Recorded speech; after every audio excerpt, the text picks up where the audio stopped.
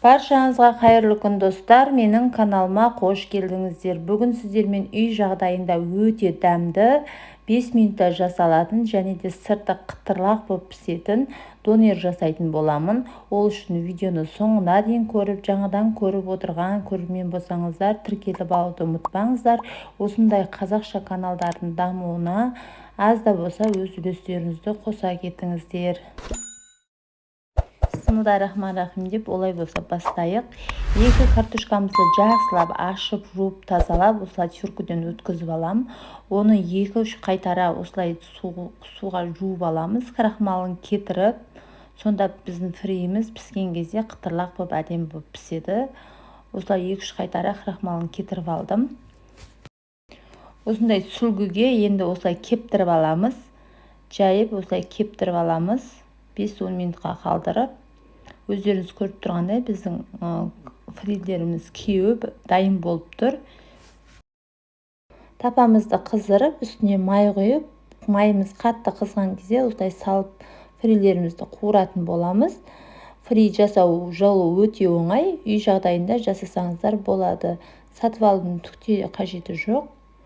Осылай пісіріп алдым. Бізге керекті заттар: колбаса, сыр, 2 қияр, 2 помидор, және де кепшук, майонез қажет болады, және де лаваш қажет болады. Лавашты дайын базардан сатып алдым. Енді сіздер қолдан пісірсеңіздер де болады. Осылай донерді үй жағдайында жасаңыздар. Көп те зат кетпейді, және де көп те расход кетпейді. Сатып алсаңыздар қанша ақшаларыңыз кетеді, және де не қосып атқанын білмейсіздер. Өз қолдарыңызбен жасаған дұрыс деп ойлаймын. Енді өздеріңіз көріп тұрғандай майонезімізді осылай құйып, үстіне кепшугімізді салып, жақсылап араластыратын боламыз. Осылай соусымызды дайындаймыз. Жақсылап араластырып. Енді өздеріңіз көріп тұрғандай қызанақтарымызды осындай жіңішке қылып, ұзынша қылып турап аламыз. Жасалу жолы өте оңай, үй жағдайында жасап көріңіздер. Өте дәмді болып шығады. Енді колбасамызды тураймыз. Оны да осылай жіңішке қылып турап аламыз. Қиярымызды да осылай жіңішке қылып турап аламыз. Сырымызды да осылай жіңішке қылып турап аламыз.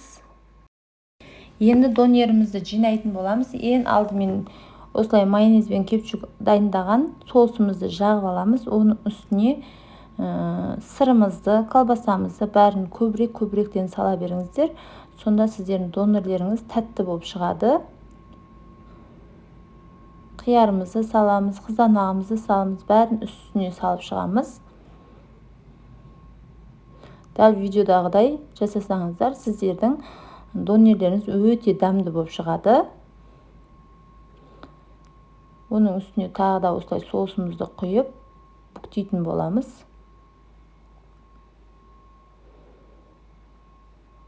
Дәл видеодағыдай бүктеңіздер, сонда сіздердің лаваштарыңыз тығыз және де жеген кезде де ішіндегілері түспей әдемі болады.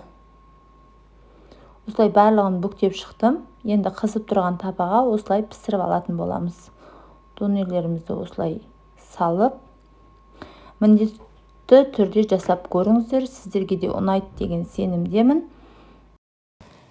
Донердің ішіне көп адамдар ет салып жатады, және тауықтың төс етін қуырып салып жатады. Енді ондай салсаңыздар да болады. Қуырып, пісіріп, жақсылап. Осылай екі бетін осылай аударып пісіріңіздер баяу отта. Сонда сыртындағы лавашы қытырлақ болып жеген кезде әдемі болады. Сіздерге де ұнайды деген сенімдемін. Сіздер де менімен бірге жасап көріңіздер. Видео ұнаса лайк басып, комментарий жазып, тіркелмеген жаңа көрермен болсаңыздар, тіркеліп алуды ұмытпаңыздар. Осындай қазақша каналдардың дамуына аз да болса өз үлестеріңізді қоса кетіңіздер. Біздің донеріміз толықтай дайын болды. Өте дәмді болып шықты. Сіздерге де жасап көруге кеңес беремін. Алдағы уақытта осындай керемет пайдалы видеолар түсіретін боламын. Және де менің каналымда көптеген пайдалы видеолар бар. Видео бөліміне өтсеңіздер, сол жерден керекті өздеріңізге пайдалы видеоларды көре аласыздар. Өздеріңіз көріп тұрғандай, осындай сырты қытырлап, ішін өздеріңіз көріп тұрғандай өте керемет болып пісті. Назарларыңызға көп рахмет. Қош сау болыңыздар.